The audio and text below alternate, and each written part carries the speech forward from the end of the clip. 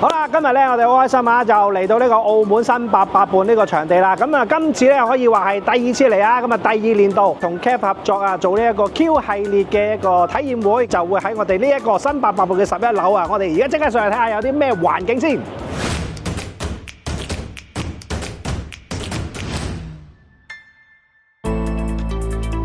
今日咧就非常之歡迎咁多位咧，就嚟到呢一個新88伴嘅呢個11樓呢一個 meeting room 啊。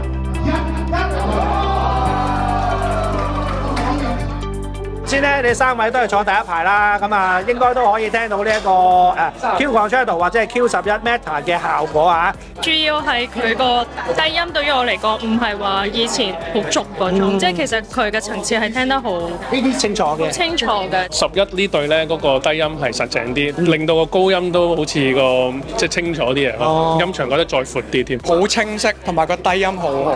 一開始你第一試嘅鼓啊嘅高中低同埋嘅各方面嘅方向感同埋嘅空間感啊，我真係覺得都幾 OK。個低音幾好，我覺得即係去到咁遠，前面有人阻咗啦。係。咁同埋啲高音嘅，即係嗰啲高音都係，即係啲高音細節都有翻，都有啲喺度乾淨清楚嘅。係啊。低音方面會顯得嚟得更加快，收得更加快咯，即係乾淨利落啲咯。係喎。同埋數個位置都數得出嚟，擺個擺佈啊，係啊，超值咯個喇叭，超值嘅，係可以直情係你可以少咗個 subwoofer 已經爭好遠啦。係啱，我覺得已經係個真係超值。呢個價位我諗可能會都幾吸引係嘛？係啊，最緊要你講啊，性價比高，係 Hi-Fi 感一流。啊位其實真係有驚喜咯。今日咧，我哋咧就好開心啦，就可以咧就又同 CAF 一齊去合作，就舉辦呢一次嘅活動。咁啊，亦都好多謝咧新88伴咧提供呢個咁好嘅場地，俾我哋咧去可以同大家咧分享下咧今代咧即係全新嘅 CAF 嘅 Q 系列啊。究竟咧可以俾到啲咩聲音我哋嘅？咁啊，如果大家有留意開 CAF 嘅產品都知道啦。咁佢呢幾年開始就有一個叫 Meta 嘅技術啦，呢個 MAT 嘅技術啦。嗱，呢個咧即係 MAT 呢個技術咧，其實喺佢哋嘅旗艦至到發燒喇叭咧，其實都已經一路慢慢加入㗎啦。呢個技術咧，其實咧就會令到 CAF 嘅喇叭咧，其實喺之前嘅一啲嘅代數咧，一路每一隻嘅就算去到好旗艦都好啦，都可以得出一個全新嘅一個聲音。喺而家咧，個個都會聽一啲比較上分析力高嘅一啲音樂上面咧，其實佢係幫助咗非常之多嘅。咁而呢個技術咧，以前就係要去到可能 Reference 啊或者 R 系列啊先至會有嘅。所以啱啱出呢一隻 Q Concerto Meta 嘅時候咧，我亦都率先咧就問佢哋，可唔可以即刻借俾我玩？仲要喺 studio 玩喎，真係唔可以記者會先俾我玩啦咁。咁所以去 studio 嘅時候咧，我就真係可以靜心咁樣去聽翻成隻喇叭嘅感覺。咁個感覺究竟係點呢？咁我就今日會同大家分享之餘呢，亦都會揀咗啲我由我開始會聽歌啊，或者我開始會中意音樂呢樣嘢，開始會揀啲歌俾大家呢，係非常之適合今日呢個活動聽嘅。今日嘅主角全新嘅 Q 系列，今次我哋好大膽地，亦都好抌本地將呢個 Meta 技術下放到啲入門級。Q 係我哋嘅入門級傳統喇叭，咁但係今次呢，有好多特別嘅產品加入咗落去。我哋縮小咗一對坐地喇叭，得2款坐地 Q7 Meta 同埋 Q11 Meta。咁但係呢，我哋將一對全新嘅 Q Concerto 擺咗落去，就而家眼前見到呢對書架喇叭，亦都係今日嘅主角之一。仲有一對叫 Q4 Meta， 呢對係全新嘅安窩喇叭嚟嘅。薄薄嘅安窩，咁呢度我哋特登為咗順全世界嘅要求，需要一啲家庭影院就咁直接掛牆嘅安窩喇叭。咁自從由呢個 Reference R Meta 一路改咗4音之後呢，新嘅 Q 都係4音。4音有咩好呢？4音係會攞多啲你擴音機嘅能量。但係有啲人話喂，會唔會4音難推啊？唔關事，始終都係要睇你個擴音機，唔係話難推與唔難推，有啲15音嘅咧，攞你擴音機嘅能量咧，攞唔夠嘅時候仲難推。Q Concerto 咧，點解我哋話今次係一個經典重生咧？因為喺1969年，我哋曾經唔係用 Q 系列，我哋出過一對叫 Concerto 嘅喇叭。咁我哋今年咧就亦都借助呢個名字咧，去出叫 Q Concerto。而家我哋一對好細嘅喇叭，就可以陣間你哋聽到一個好大嘅能量。Meta 技術，點解 Meta 嘅技術咁犀利呢？其實 Meta 係一個叫做吸音嘅技術，將嗰個後背雜音吸咗化走晒雜音係99%。咁我哋新嘅 Q 咧就要加入咗一啲新嘅元素啦，例如我哋嘅低音擴張。如果有人玩開舊 Q 或者知道舊 Q 嘅咧，我哋舊 Q 唔係全部真單元嚟嘅，因為我哋其中嘅低音係真低音，但係另外係要加啲叫做 RF 嘅反射單元。而家就唔係啦，所有嘅新 Q 咧都係全真嘅低音，冇反射嘅。咁另外我哋將嗰個反射氣孔做一個擴張，令到嗰個低頻擴散度更加高。咁當然我哋嘅測試技術啦，一般你哋只係聽到前邊，我哋喺我哋嘅研究室嘅測試技術咧，我哋係全360度去測試，因為大家知道聽歌咧唔係單單靠個喇叭出聲，有反射嘅聲，有背後嘅聲，我哋喺每一個角度測試咗出嚟之後咧，令到所有音更準，失真更少。我哋有一個叫 Shadow Flare， 呢個係既簡單而又好好嘅做法。大家知道一般高音咧出聲嘅時候，特別係高音啊，當佢擴散嘅時候咧，去到某一個尖角嗰度咧，其實佢係殘留咗一個聲音喺個角落頭嗰度，咁會導致佢嗰個聲音唔得擴散。Shadow Flare 就係一個叫做將個高中音啦，係可以擴散出嚟，經唔到呢一個角度。咁今次個 Shadow Flare 我哋係全新擺落 Q 系列裏邊。Hago 咧就係我哋喺今年嘅4月份由 KEF 香港、中國、澳門代理咗呢個品牌，係一個叫做挪威嘅品牌嚟嘅。咁呢個故事咧就發生喺1988年。咁呢個僆仔咧叫做 Ben 啊，佢短短20幾年能夠行銷咗63個國家。我哋代理咗呢個 Hago 咧，亦都喺今年嘅8月咧，我哋喺香港嘅 AV Show 啱啱 launch 嘅 H48， 我哋 Hago 咧有一部叫做最 top model 嘅合併機 H68。咁如果 H68 大概嘅價位係賣到98000，應該係10萬蚊左右啦。同樣嘅技術下放咗個價錢，只係將瓦數細翻少少，用咗一個叫 H400 嘅全新 model， 所有入邊嘅功能同佢嘅 top model 都係一樣嘅，只不過瓦數細咗啲。咁亦都喺呢一個時期發佈嘅時期咧，Hago亦都一啲唔吝嗇做一個全新嘅 Apps。嗰個 Apps 咧係只係可以適用於 H68 啦，同埋 H48。嗰個 Apps 係可以將你好似個 One Ready 嗰啲咁樣，所有媒體嘅歌擺晒落個 Apps 度，但係送多樣嘢俾你，有個數碼廣播，唔使錢嘅。喺個 Apps 嗰度隨時可以揾到嗰啲 broadcast 啊、數碼廣播。咁呢9大技術咧，最主要係針對咩咧？針對一啲失真同埋數碼對應嘅拾音功能。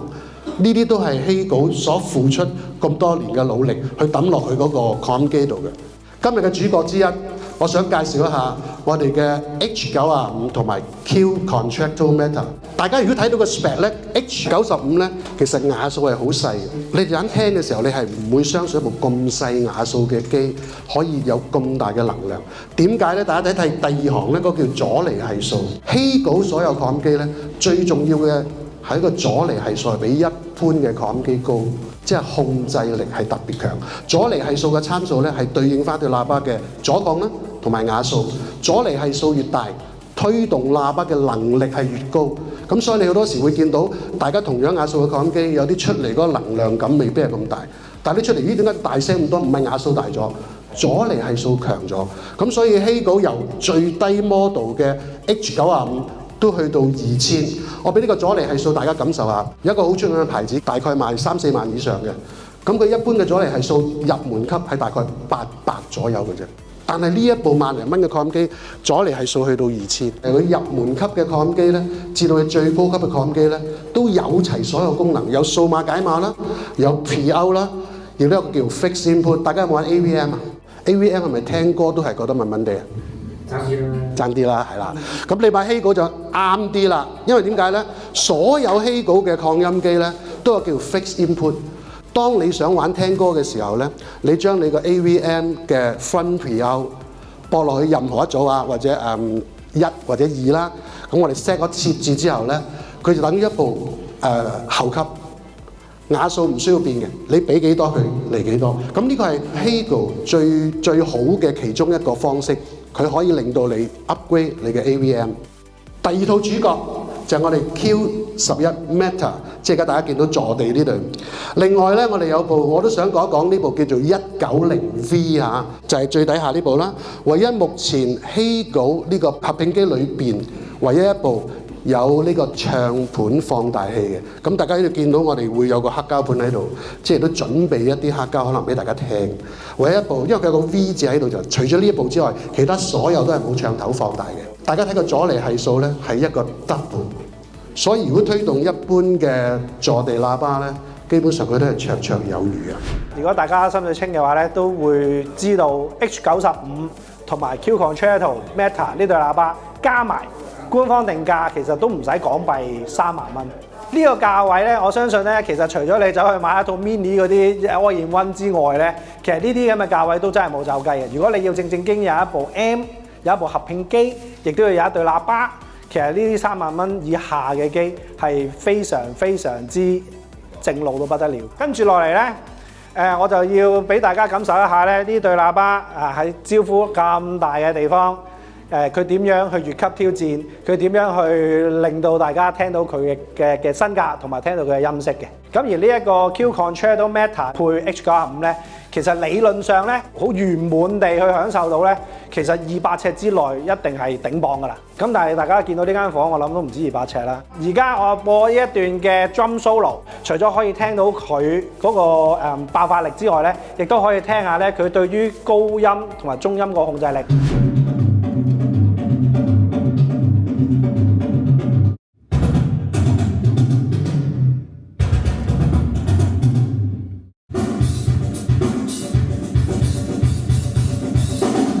我留意到咧，一隻書架喇叭可以出到呢一個量，而佢又可以揸得咁實嗰個低音。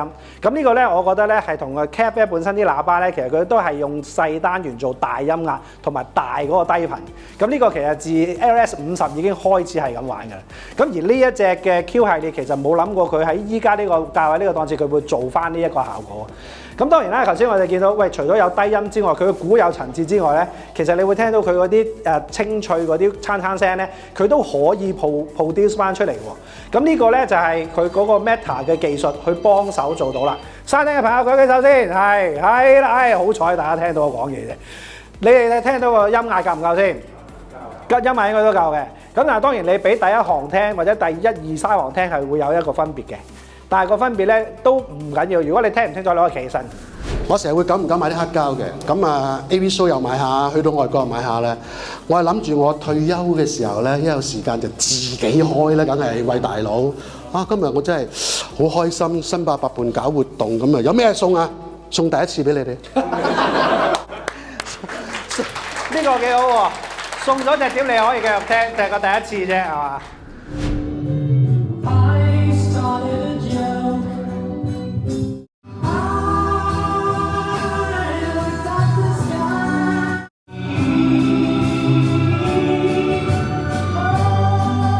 因為呢隻碟咧，其實都係1969年發行㗎。又係1969年咯。我今日特登揾2隻都係1969年。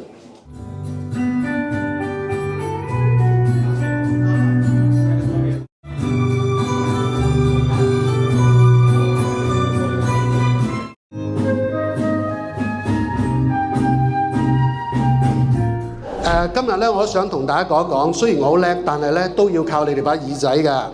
嚟緊咧，我哋會留低一部叫做 H48希稿嘅第2級 Top Model 對下啱講發布嗰個喺新800伴，同埋有部 Viking 嘅 CD 機，希望大家去做個 booking 嚟試音聽一聽佢嘅力量嚇。咁另外，我今日有個行家成日提我，記得啊，鳴謝啊，得啦！而家我首先鳴謝 Famous Audio 香港一間音響公司，佢又借出咗Acoustic Harmony 嘅線材。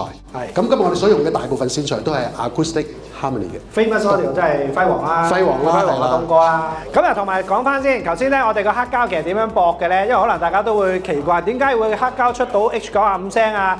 因為佢先落咗部190V 就做咗個 Phono M， 跟住再 PO 翻上去俾 H925嘅。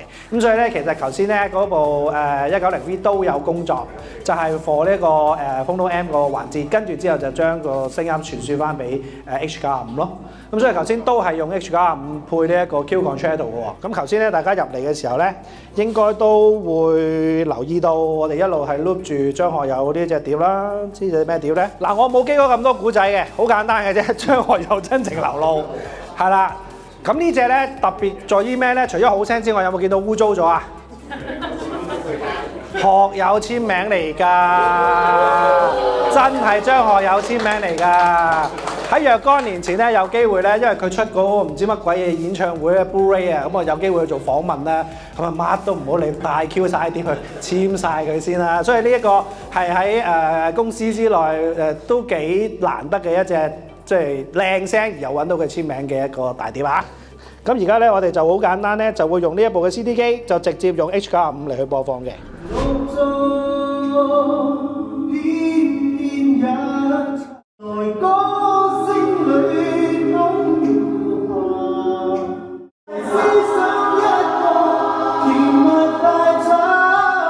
呢個甜蜜快餐，你估咁易啊？係咪先？嗰個甜蜜快餐嗌到上去呢個位嗰度，而對喇叭仲係可以頂得住喎。你諗下佢9000幾蚊啫喎，你回想翻你買音響嘅時候9000幾蚊買到啲乜嘢？即係其實我一路都講，而家玩音響嘅人咧係好幸福㗎。以前9000幾蚊，我只能夠講係買一啲入門都不如嘅一啲音響系統喇叭 M 咪更加冇可能添。即係9000幾蚊，你又買到一個識嘅牌子，其實仲要而家出嚟個聲可以頭先咁樣嗌法。你屋企如果可以咁樣嗌法嘅話，恭喜你！你 send 個相俾我，我想去你屋企家訪。咁跟住落嚟咧，我就想播啲舊歌啦。張國榮呢一隻，哇喎咁樣係嘛？即係呢首其實到今時今刻佢都廿幾30年㗎啦，都好好聲。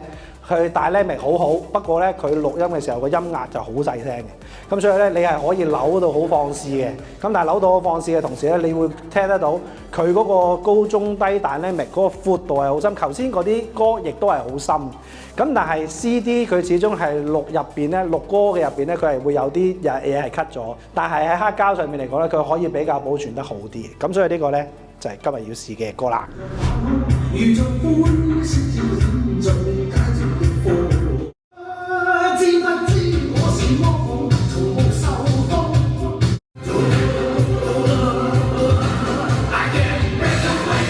講得點先？快快，頭一兩行啊，應該喂打3路師兄冇嘢嘛？O 唔 OK？覺得點樣？科技進步，科技進步，講得非常好啊！同埋咧，重拾翻咧，即係以前爆機嗰種青葱歲月，即係就算係而家呢啲咁舊嘅歌，原來而家聽翻咧出嚟，你都可以享受得翻音響帶俾你嗰種高質素同埋嗰種high res 嘅感覺。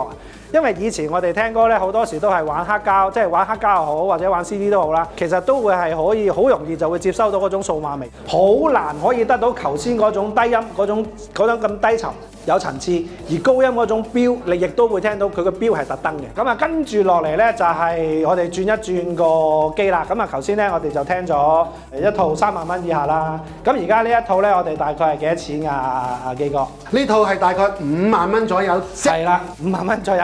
啫，係啦，咁咧就係一個Hego 嘅 H190V 同埋咧呢一個 Q11 Meta。咁呢個咧就係一個3個低音單元嘅坐地喇叭嚇。咁我想問下，因為咧本身我都揀咗啲歌㗎啦，咁但係我想問下大家一個問題啫，想唔想聽翻頭先嗰首啊？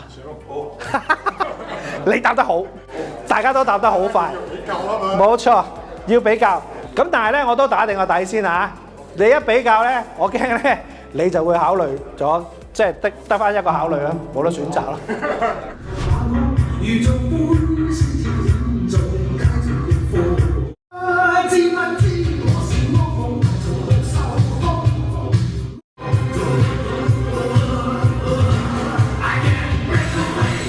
點啊？覺得點啊？你呢個皇帝位嚟嘅，你哋做乜都冇得揀，真係冇得揀。喂，後邊咧，後邊嘅師兄咧，音場闊啲，音場闊啲，仲有咧，好力啲，好力啲。同埋我發覺佢個高音係再盡啲嘅，個低音就係穩定好多咯。即係個低音咪你聽到係仲有好多貨啊！你嚟啦，即係始終6隻嘅低音單元去咁樣玩法。咁跟住落嚟咧，其實我仲有一首歌可以播嘅。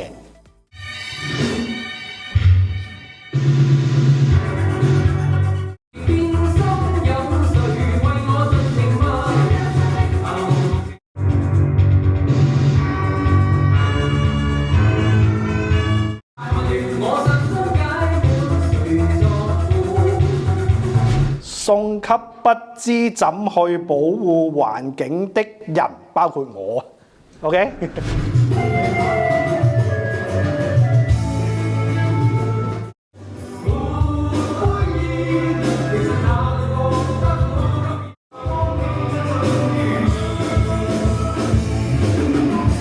好，多謝晒咁多位，俾啲掌聲，俾啲掌聲。